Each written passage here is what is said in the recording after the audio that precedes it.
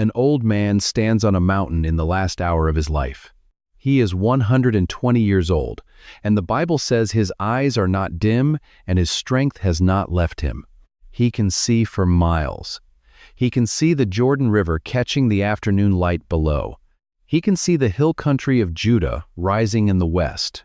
He can see the palm groves of Jericho, green and low, tucked into the valley like something precious someone tried to hide. He can see Dan in the far north, a blue smudge against the horizon. He can see the sea. He can see all of it. He will touch none of it. His name is Moses. And the book we are about to open, the book that Jesus would quote more than any other book in moments of pressure, the book that ancient scribes copied 30 times over in the caves above the Dead Sea, the book that contains the single most important sentence in the entire Hebrew Bible. That book begins with one of the most quietly devastating lines ever written. It is 11 days' journey from Horeb by the way of Mount Seir to Kadesh Barnea. 11 days. The journey from Mount Sinai, where God wrote his law in stone, to the border of the Promised Land is 11 days on foot. A week and a half. You could walk it. A family with children and livestock could make it in 11 days. 11 days of desert sun. 11 nights of desert cold. And you would be standing at the edge of everything God had promised Abraham 400 years before. 11 days. It took Israel 40 years. Before we go any further, I want you to hold one number in your mind. 11. Just 11. We are going to come back to that number, and when we do, I think it is going to hit you differently than you expect. Now, here is the question that should be keeping you up at night. Why did Jesus, the Son of God, the Word made flesh, fully divine and fully human, why did he, in the worst 40 days of his life, alone in a wilderness, starving, being circled by the enemy of every human soul, why did he reach into the entire library of Hebrew Scripture and pull out this one book?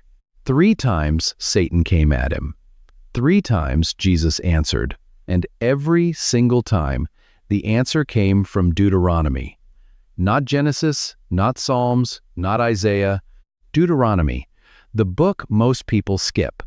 The book people describe as just Moses repeating the law. The book that sits in the middle of your Bible like a long legal document you have been meaning to read and never quite started. This is not a law book. This is not a history lesson. This is not a rule list. This is a farewell. This is an old man, the greatest leader Israel ever produced, the one who stood barefoot before a burning bush, the one who held his staff over the Red Sea and watched the water stand up on both sides, the one who spoke to God face to face the way you speak to a friend. This man is standing on a mountain in the last hours of his life, and he is giving one final sermon to a generation he will never see cross the river. His Hebrew name is Moshe. The book's Hebrew name is Devarim, which simply means words. These are the words. Not the laws, not the statutes, not the commandments, though those are in here too. The words. The last words of the most important human being in the Old Testament, spoken on a plain east of the Jordan, with the land glowing in the distance and death already climbing the mountain toward him. Eusebius, writing in the 3rd century, noted that Deuteronomy was treated by the earliest Christians not as a legal appendix, but as the key to understanding everything that came before it and everything that came after. The Dead Sea Scrolls confirmed what the rabbis had always known. 30 copies of Deuteronomy were found at Qumran. 30, more than almost any other text. The community that hid those scrolls in the caves above the desert knew that if you wanted to understand God, you started here. So that is where we are starting, and we are going to stay with Moses on that mountain until we understand not just what he said, but why it took 40 years for him to get there to say it. To understand Deuteronomy, you have to go back to the moment everything went wrong. Not Egypt, not the golden calf, not even the Red Sea. The moment everything went wrong happened quietly, on an ordinary afternoon, when 12 men came back from a scouting mission and 10 of them opened their mouths. Here is the scene. Israel has been traveling for 2 years. They have left Egypt, they have crossed the Red Sea. They have survived the wilderness of sin, the bitter water at Marah, the hunger that God answered, with bread that appeared on the ground every morning like frost. They have stood at the base of Mount Sinai and heard the voice of God with their own ears, a sound so enormous, so physical, so terrifying that the people begged Moses to make it stop. They have the law, they have the tabernacle, they have the cloud by day and the fire by night. And now they are 11 days from the finish line. Moses sends 12 men ahead to scout the land, one from each tribe. Their names are in Numbers chapter 13, Shammua, Shaphat, Igal, Palti, Gadiel, Gadi, Amiel, Sethur, Nabi, Guel, and 2 others whose names you probably know. Caleb, son of Jephunneh, from the tribe of Judah, and a young man named Hosha, son of Nun, from the tribe of Ephraim, a man Moses had quietly renamed. He called him Yehoshua, Joshua. The Lord saves. The 12 men are gone for 40 days. They come back carrying a single cluster of grapes, so heavy it takes 2 men to carry it on a pole between them. The land is everything God said it was, flowing with milk and honey, rich, real, waiting. And then 10 of the 12 open their mouths. The land devours its inhabitants. The people are giants. We seem to ourselves like grasshoppers, and so we seem to them grasshoppers. 2 years of miracles, 10 plagues. The Red Sea split down the middle. Bread falling from the sky, water from a rock, the voice of God shaking the mountain. And standing at the edge of the promise, looking at everything God had prepared for them, 10 men chose to describe themselves as grasshoppers. Here's what most people miss. The 10 spies were not lying about the giants. The giants were real. The cities were fortified. The obstacles were genuine. The 10 spies gave an accurate report of everything they saw. Their facts were correct. Their faith was absent. And that is a far more dangerous combination than ignorance, because you can argue with ignorance. You cannot easily argue with a man who is technically right about every detail and completely wrong about what those details mean. Caleb stands up. He is the son of Jephunneh the Kenizzite, not even a full-blooded Israelite by some readings, a man who had every reason to feel like an outsider in this crowd. And he says, simply, "Let us go up at once and occupy it, for we are well able to overcome it. Let us go up at once. Not next year, not after we prepare more, not after we feel less afraid. At once." The crowd shouts him down. They weep through the night. They say they wish they had died in Egypt. They say they wish they had died in the wilderness. They actually begin to discuss appointing a new leader and walking back to Egypt. Back to Egypt. Think about what you are hearing. These are people who watched God drown the most powerful army on earth in the Red Sea. These are people who ate bread God made from nothing every morning for 2 years. These are people who heard the audible voice of the Creator of the universe speaking from a mountain. And their response to a difficult report from 10 frightened men is, "We want to go back to slavery." This is the moment. This is the hinge on which 40 years swings. God speaks to Moses. His words are quiet and surgical. "How long will this people despise me? And how long will they not believe in me, in spite of all the signs that I have done among them? How long will they not believe me? Not how long will they disobey me? Not how long will they break my rules? How long will they not believe that I am who I say I am, and that I will do what I said I would do?" This was never a legal problem. It was always a faith problem. The sentence comes down. The generation that left Egypt will not enter Canaan. They will wander in the wilderness for 40 years, 1 year for each day the spies were in the land, until every person over the age of 20 who chose fear over faith has died in the desert. Their children will inherit what they refused. 2 exceptions, Caleb and Joshua. The men who believed when no one else did. They will live to cross the river. Caleb will be 85 years old when he finally plants his feet in the hill country he asked for 45 years earlier. He will look at the giants still living there and say, "Give me this mountain." Still. At 85, still asking for the hardest thing. The grief in this moment is not small. Miriam, Moses' sister, the woman who stood on the shore of the Red Sea, with a tambourine leading the women of Israel in the first worship song after their rescue, she will die in the wilderness, never crossing. Aaron, the first high priest, Moses' brother and voice, the man who held up Moses' arms during the battle against Amalek, he will die on Mount Hor, his priestly garments transferred to his son Eleazar before his last breath, looking at the same distant hills. And Moses himself, who did not vote with the 10 spies, who stood with Caleb and Joshua, who tore his clothes when the people wept for Egypt. Moses will also die outside the land. But that comes later, and the reason Moses does not cross is different from the reason the others don't, and that difference matters enormously. Stay with me. The 40 years begin. And something extraordinary happens inside them. A generation dies, and a new one is born. Children grow up having never seen Egypt. Having never tasted the fish and the leeks and the cucumbers they heard their parents mourn over in the night. These children know only the wilderness, the manna, the cloud, the fire, and the voice of Moses telling them stories about a God who parts seas and burns bushes and writes on stone with his own finger. These are the people standing on the plains of Moab as Deuteronomy opens. They are the children of the grasshoppers. And Moses, old, tired, disqualified from the crossing but not from the speaking, turns to face them. Everything he is about to say is for them. Not for the generation that is gone, for these. The ones who have only ever known wilderness. The ones who are about to walk into a world their parents never had the faith to enter. He begins, "These are the words." Devarim. These are the words. Before we go deeper, I want to pause for just a moment.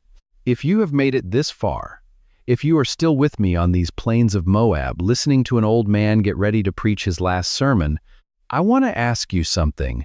When was the last time you read Deuteronomy? Not skimmed it, not heard a verse quoted in a sermon, actually sat down and read it, cover to cover, the way you would read a letter from someone who loved you and was running out of time to say everything they needed to say, because that is exactly what it is. If this video is helping you see this book differently, if Moses is starting to feel less like a figure on a flannel board and more like a real human being standing on a real mountain, with real grief and real hope, would you consider subscribing? There are more videos like this one coming. Every book, every figure, every moment where the Bible opens up and shows you something you did not expect to find. Leave a comment below. Tell me, what is the thing about Moses that surprises you most? Now, back to the plains of Moab. Back to the old man and his last words. Here is what Moses does in Deuteronomy that no one in the ancient world had ever done before him. He does not just restate the law. He explains it. He gives the reason behind the reason. He tells a nation not just what to do, but why, what God was thinking, what God was feeling, what God wanted them to understand about his own character when he gave them these commands. This is revolutionary. In the ancient Near East, law codes did not come with explanations. Hammurabi did not sit down with the Babylonians and say, "Here is why I think you should understand this regulation about property disputes." The gods of Egypt did not explain themselves. Power spoke. People obeyed. That was the entire system. But Moses stands in front of the children of former slaves and says, "Let me tell you who God is.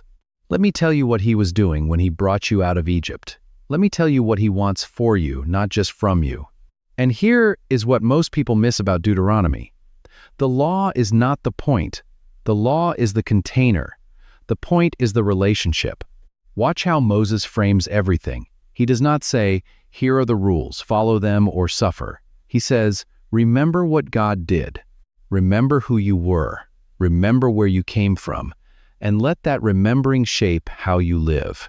The Hebrew word the book uses over and over is zakor. Remember, it appears more than a dozen times. Remember that you were a slave in Egypt. Remember what God did at the Red Sea. Remember how He fed you in the wilderness. Remember, remember, remember. Because Moses knows something about human nature that neuroscience would not confirm for another 3,000 years. You do not change people's behavior by giving them better rules. You change their behavior by changing what they love. And you change what they love by changing what they remember. The whole architecture of Deuteronomy is a memory project. Moses is not writing a law code. He is building a memory palace, a structure of stories and commands and warnings and songs designed to keep an entire nation emotionally connected to a God they cannot see in a land full of people who worship gods they can see for generations that have not yet been born. And at the center of that memory palace, in chapter 6, Moses places one sentence, the sentence that every Jewish child has memorized for 3,000 years, the sentence that Jesus called the greatest commandment, the sentence that observant Jews pray twice a day, every day, to this day. Shema Yisrael, Adonai Eloheinu, Adonai Echad. Hear, O Israel, the Lord our God, the Lord is one. That word, Shema, it does not mean hear the way you hear background noise.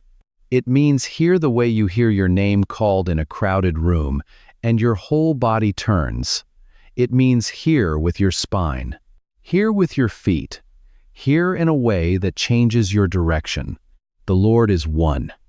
In a world of 1,000 gods, gods of the river, gods of the harvest, gods of war, gods of fertility, gods that competed with each other and demanded sacrifice and played favorites, Moses stands up and says, there is one, just one. And He is not one God among many. He is the only category. He is what a God actually is. And then comes the next line, the line that takes the theology and makes it personal. You shall love the Lord your God with all your heart and with all your soul and with all your might. Not fear Him, not obey Him, not appease Him. Love Him. This is where Moses parts company with every other religious system in the ancient world. You can be afraid of Baal. You can negotiate with Marduk. You can bribe Osiris. But Moses says the God of Israel wants something that cannot be legislated, cannot be forced, cannot be earned by sacrifice or purchased by ritual. He wants your love. All of it. The Hebrew is exhaustive lev, nefesh, miod, heart, soul, and might. Your emotional center, your living breath, and every ounce of strength you possess, He wants the whole thing. Not the Sunday portion, not the tithe of your attention, everything. And this is where the 40 years starts to make a different kind of sense. You cannot love someone you do not trust. You cannot trust someone you do not know. And you cannot know someone you have never spent time with. The wilderness was not a punishment for the people who failed. For the generation that was born in it, the people Moses is speaking to right now, the wilderness was 40 years of forced proximity to a God who fed them every morning, guided them every day, and never once let the fire go out at night. They did not earn their way into the promised land. They were raised into it. By a God who was patient enough to wait 40 years for a generation whose hearts had been formed in His presence rather than in Pharaoh's shadow. Pay attention to this. The children of the slaves did not remember Egypt. They had no nostalgia for the leeks and the onions and the fish their parents wept over in the desert. They had never been slaves. The only thing they knew how to be was people who depended on God for every meal, every step, every morning. Moses looks at them and sees what God has been building for 4 decades. Not an army, not a nation, a people. A people who wake up every day expecting God to provide. A people for whom the miracle is not the exception, it is the pattern. That is what He wants to take across the Jordan with them. Not just their bodies, their hearts. But Moses does something in Deuteronomy that most preachers would never have the courage to do. He tells on himself, not quietly, not in a footnote. Right there in the open, in front of everyone, in the first 3 chapters of his farewell address, Moses rehearses his own failure. He tells the new generation exactly why their leader, the man who spoke to God face to face, the man who held the staff that divided the sea, the man who received the law directly from the finger of God, will not be crossing the Jordan with them. Go back to Numbers 20. The people are thirsty again. They have been thirsty before, and God has provided before. But human memory is short, and human impatience is long, and so they come to Moses with their complaints and their accusations and their particular gift for making a man who has given his entire life to their survival feel like he has done nothing at all. God tells Moses, "Speak to the rock. Just speak to it. Say the words, and water will come out." Moses is tired. Moses has been tired for a long time. He has buried his sister Miriam. He has watched a generation die in the sand who should have been celebrating in the hills of Canaan. He has mediated 10,000 disputes and carried 10,000 complaints and bent his knees in intercession for a people who forgot his name the moment something went wrong. He is tired in a way that goes all the way down to the bone. He stands in front of the rock, he looks at the crowd, and something in him, some reservoir of patience, that 40 years of wilderness leadership had finally emptied, breaks. He does not speak to the rock. He hits it twice. Hard. "Hear now, you rebels, shall we bring water for you out of this rock? Shall we? Not God." Moses and Aaron. As if the miracle belonged to them. As if they were the ones with the power. As if the 40 years of provision had been a human achievement rather than a divine gift. The water comes anyway, the crowd drinks, the camels drink. The crisis passes. And God says to Moses, "Because you did not believe in me, to uphold me as holy in the eyes of the people of Israel, therefore you shall not bring this assembly into the land that I have given them." One moment, one sentence spoken in anger, one gesture of impatience in front of 2 million witnesses, and the promised land closes. Here is what the prosperity gospel will never tell you. Proximity to God does not make you exempt from the consequences of your choices. Moses was closer to God than any human being in the Old Testament. He had seen the burning bush. He had seen the back of God's glory passing by in the cleft of the rock. He had talked with God the way you talk to your oldest friend. And none of that proximity, none of that intimacy, none of that history, none of that accumulated holiness canceled the weight of that one moment of pride. This is not a story about a harsh God. This is a story about a holy one. And there is a difference. And yet, and this is the part that should stop you in your tracks, God does not abandon Moses. He does not strip him of his voice. He does not silence him or shame him or send him away in disgrace. He does something far more remarkable. He gives Moses the pulpit for the entire book of Deuteronomy. 34 chapters, the longest sermon in the Bible. He lets Moses spend his last days pouring everything he knows about God into the generation that will do what he could not. God disqualified Moses from the destination. He did not disqualify him from the purpose. Think about that the next time you are convinced that your failure has written the last sentence of your story. Now watch what happens next. In chapter 18, Moses is talking about false prophets and true ones. How will the people know the difference? How will they recognize a genuine word from God in a land full of people claiming to speak for gods? And Moses says something that stops the entire book cold. "The Lord your God will raise up for you a prophet like me from among you. From your brothers it is to him you shall listen. A prophet like me." Moses is writing his own replacement into the record. He is standing at the end of his life, knowing he will never cross the river, and instead of bitterness, instead of the kind of small, wounded pride that makes a person say, "If I cannot have it, nobody should," he writes a prophecy. He tells the next generation, Someone is coming who will be what I was, but more. Listen to him. The rabbis debated for centuries who this prophet was. Some said it was Joshua, some said it was Samuel, some said it was Elijah. But the early Christians read this verse and felt something click into place like a key in a lock, because the prophet Moses described one who would speak God's words directly, one who would stand between God and the people as mediator, one who would lead them not just to a geographic land, but into the very presence of God himself. That prophet's name, in Hebrew, was Yehoshua. Yehoshua. The Lord saves. You know that name in its Greek form, Jesus.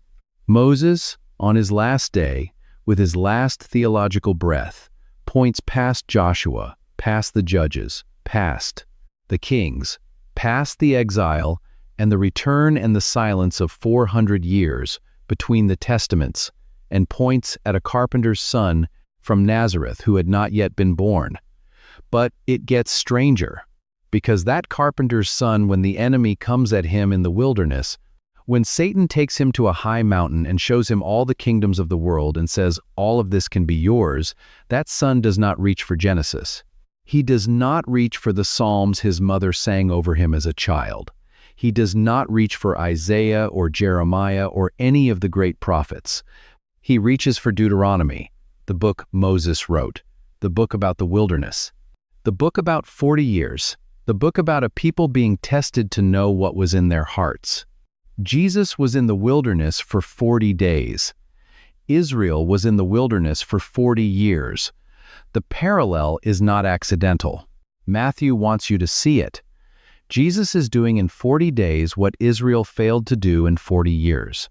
Where they grumbled about bread, he said, "Man does not live on bread alone," quoting Deuteronomy chapter 8, verse 3. Where they tested God at Massa, he said, "Do not put the Lord your God to the test," quoting Deuteronomy chapter 6, verse 16.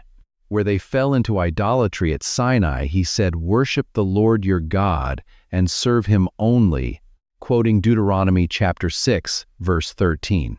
3 temptations, 3 answers, all from the same book, all from the mouth of Moses, spoken by the one Moses said was coming. The book that Israel was supposed to memorize, internalize, and live by. Jesus had done it. He had hidden it so deep in his bones that when the pressure came, it was the first thing that came out.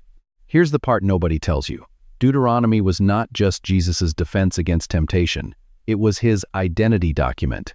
Every time he quoted it, he was saying, "I am the Israelite. Israel was always meant to be. I am doing what they could not.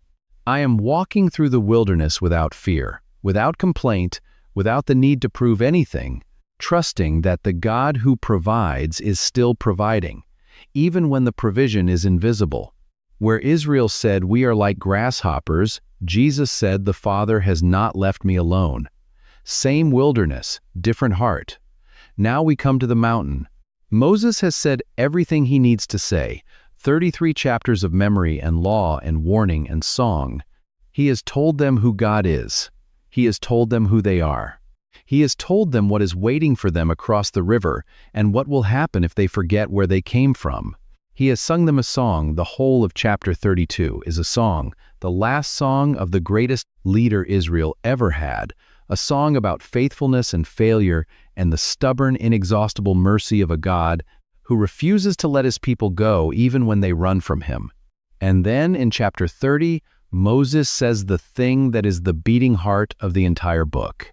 "I call heaven and earth to witness against you today, that I have set before you life and death, blessing and curse. Therefore choose life, that you and your offspring may live." Choose life. The Hebrew word for choose here is bakar, a word that implies a deliberate, conscious, eyes-open selection from among real alternatives. Not a passive drifting, not a slow sliding, a choice. Made today, with heaven and earth watching. This is not a doctrine of inevitability. This is not a God who has prearranged every outcome and is simply watching a script play out. This is a God who stands in front of his people with 2 roads visible, one leading to life, one leading to death, and says, I am asking you to choose. I want you to choose. I have done everything I can to make the right choice clear. Now the rest is yours." And there is a word underneath that verse that most English translations cannot quite carry. The word teshuvah, return. It runs through chapter 30 like a river. If you return to the Lord your God, when you return with all your heart, the Lord your God will restore your fortunes when you return. Teshuvah does not mean simply feeling sorry. It does not mean sitting quietly with your regret. It means turning around, physically, directionally with your feet, turning your body away from the direction you were walking and facing back toward home. The rabbis said teshuvah is one of the things God created before he created the world, as if he knew, before he made anything, that the creatures he was about to make would need a way back. And so he built the way back into the structure of reality itself before he built anything else. Choose life, return. The door is not locked. It was never locked. Moses finishes speaking. The book says he finished speaking all these words to all Israel, all of them, every word he had. And then he does one last thing before he climbs the mountain. He calls Joshua forward. In front of everyone, in front of the entire assembly of Israel, 2 million people standing on the plains of Moab, Moses puts his hands on Joshua's shoulders and speaks over him. "Be strong and courageous. Do not fear or be in dread of them, for it is the Lord your God who goes with you. He will not leave you or forsake you. He will not leave you or forsake you." Moses is giving Joshua the one thing no military strategy can provide and no human leader can guarantee. He is giving him the promise, the same promise God gave Moses at the burning bush. The same promise that has held Israel together through Egypt and the Red Sea and 40 years of desert. The same promise that will hold, Josephus writes, long after Moses has gone from their sight up the mountain, the people watching until they could see him no more, weeping in a way they had not wept since they buried their parents in the sand. Josephus says this in his Antiquities of the Jews: "Moses was one who exceeded all men in understanding. And as he went from them, they followed him weeping. Moses signaled to them with his right hand to stay where they were and continue. Some of the elders and Eleazar the priest followed a little way, until he signaled them to return. They watched him go up the mountain, and then the cloud descended, and they never saw him again. Now hold that number, 11. You have been holding it since the beginning of this video, 11 days. The distance from Mount Horeb to Kadesh Barnea, the distance between where Israel was and where God was calling them, 11 days on foot, a week and a half, close enough to see the dust rising from the border on a clear morning. It took 40 years. And here is what I want you to understand here is the thing that changes everything about how you read this book, and maybe about how you read your own life. The 11 days were never the problem. The distance was never the problem. The terrain was not the problem. The giants in the land were not the problem. The problem was never geographic. It was never logistical. You could not solve it with a better map or a faster route or a more efficient travel plan. The problem was what Egypt had done to the inside of people. Generations of slavery do not just mark your hands. They mark your imagination. They mark the way you see yourself. They mark what you believe is possible for someone like you. The people who left Egypt carried Egypt inside them. They knew how to be slaves. They did not yet know how to be free. And you cannot possess a promised land with a slave's imagination, no matter how clearly you can see it from the border. The 40 years were not a detour around the problem. The 40 years were the solution to the problem. God was not punishing a generation by making them wander. He was waiting patiently, providentially, with bread every morning and fire every night, for a generation to be born and raised who had never known the inside of a slave's mind, who woke up every day knowing that God provides, who had never in their lives had reason to believe that their survival depended on Pharaoh's mood. The 11 days were always there. The land was always 11 days away. God never moved the destination. He moved the people slowly over 4 decades from the inside out. And now, on Mount Nebo, Moses sees it all. The text says, God showed him the whole land, from Gilead all the way to Dan in the north, the whole of Naphtali and the land of Ephraim and Manasseh, all the land of Judah as far as the western sea, the Negev, the valley of Jericho, the city of palm trees as far south as Zoar, every inch of what was promised, every valley, every hill, every river, every olive grove and vineyard and city that Israel's children and grandchildren would build over the next 1,000 years. Moses sees all of it. And then Moses dies. The Bible says God himself buried him, the only person in Scripture whose grave was dug by the hand of God. And no one knows where the grave is to this day. Here is what the theology books rarely say out loud. Moses died outside the land. He was disqualified by his own failure, by one moment of pride and impatience, from the thing he had spent 40 years leading 2 million people toward. That is a grief with no easy resolution. That is a kind of pain that does not wrap up neatly in a 3-point sermon. The greatest figure in the entire Hebrew Bible died looking at the promise from the outside. But now, stay with me here, because this is where everything resolves. 1,500 years after Moses climbed Nebo and did not come down, a carpenter's son from Galilee takes 3 of his disciples up another mountain. Matthew calls it a high mountain. Tradition says it is Mount Tabor, inside the land, inside the borders that Moses could only see from a distance. And there, on that mountain, something happens that has no parallel anywhere in human history. Moses appears. Not a vision of Moses, not a symbol of Moses. The text says Moses and Elijah appear and begin talking with Jesus. And the disciples, who fall on their faces in terror, look up and see Moses, the man who died outside the promised land, standing inside it. Inside the borders, he was not permitted to cross.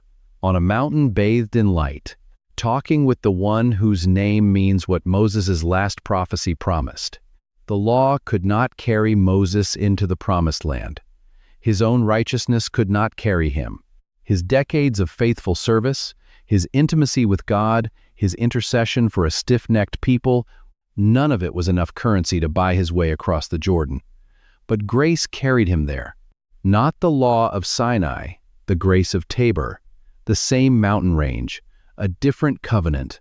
Everything Moses could see from Nebo but could not touch, given to him freely, finally, not as payment for a life well lived, but as a gift from the one he spent his last breath pointing toward.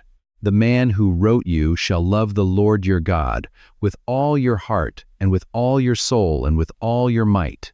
That man, in the end, was loved all the way into the land he could not earn. 11 days, 40 years, one mountain where he died, one mountain where he lived again. And in between, an entire book, 34 chapters of the most human, most honest, most tender theology in the Old Testament, written by a man who knew he would not see the ending and wrote it anyway, for you. So what do we do with all of this? I want to leave you with 3 things. 3 things that Deuteronomy is trying to say to you, not to ancient Israel, not to seminary students, not to people who already have their theology sorted out. To you, today. Wherever you are sitting right now, the first thing is this: the distance between where you are and where God is calling you has never been the problem. Moses made this clear before he said anything else. He put it in the 2nd verse of the entire book, almost like he wanted to make sure nobody missed it. 11 days. The land was always 11 days away. The obstacles were real. The giants were real. The fortified cities were real. None of that was the issue. The issue was always interior. Always a question of what you believe about who God is and what He is capable of doing on your behalf. You may be standing at your own border right now. You may be able to see clearly, specifically, what God has been pointing you toward for years. And something in you is saying, the cities are too fortified, the giants are too large, you are too small. You have been in the wilderness too long. You do not have what it takes. Deuteronomy says, That voice is not new. That voice is as old as 10 frightened men standing at the edge of a beautiful land and choosing the word grasshopper to describe themselves. And the answer to that voice is not more courage. The answer is memory. Remember what God did. Remember who brought you this far. Remember that the one who parted the sea and sent the bread and kept the fire burning all night for 40 years is the same one standing at the border with you right now. The second thing is this. God is more patient with your process than you are. 40 years. Think about what God sustained for 40 years. Bread every morning, water from rocks, sandals that did not wear out, a cloud that never disappeared, a fire that never went cold. For 40 years, to a generation he was waiting to bury, God showed up every single day.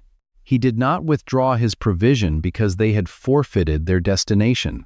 He did not turn off the manna because the adults in the camp had failed the test. Every morning for 14,600 mornings, the bread was there. You are not more impatient with your own failures than God is patient with your process. He is not surprised by where you are.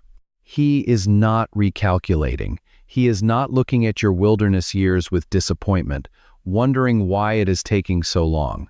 He is the God who waited 40 years for a generation to be born and raised in his presence, and then said, Now you are ready. Now go. And the third thing, the thing I want you to carry with you long after this video ends is this. Moses died outside the land, and Moses stood inside it. Not because he earned it, not because he eventually kept enough rules to tip the scales back in his favor. Not because God graded on a curve and decided that 40 years of faithful service balanced out one moment of pride at a rock in the desert. Moses stood on Mount Tabor inside the Promised Land because of the one he had spent his last breath pointing toward, the one whose name means the Lord saves, the one who quoted his book back at the enemy in a wilderness and won. The law is real. The commands of Deuteronomy are real. The call to love God with everything heart, soul, and might is the most serious call ever issued to a human being. But Deuteronomy itself knows that the law alone cannot carry you home. Moses himself is the proof. The greatest keeper of the law who ever lived could not keep it well enough to earn the crossing. What carries you home is not your performance. It is the promise. The same promise Moses spoke over Joshua on the plains of Moab. He will not leave you. He will not forsake you. The same promise that held for 40 years in the desert. The same promise that put Moses on a mountain inside a land he could not earn, standing next to the one who could. The law gets you to the edge. Love gets you home. Now, before you go, I have one question for you, and I am genuinely curious about your answer. What hits you harder? Moses never entering the Promised Land during his lifetime, or Moses appearing inside it at the Transfiguration, carried there by grace? Tell me below. I read every comment, and I think your answer will tell you something about where you are in your own journey right now. If this video opened up Deuteronomy for you in a way it never has been before, please share it with one person who needs to hear it. Not because it helps the channel, though it does, but because somewhere out there is someone standing at a border, looking at a land they are convinced they are not qualified to enter. They need to know about the 11 days. They need to know about the 40 years. They need to know about the old man on the mountain who wrote 34 chapters of his last breath for people he would never meet. For you, 11 days, 40 years, one mountain where he died, one mountain where he lived. And in between the most human book in the Bible, written by a man who knew how the story ended and chose to trust the author anyway. That is Deuteronomy, that is Moses. And that if you let it is the story of your life too.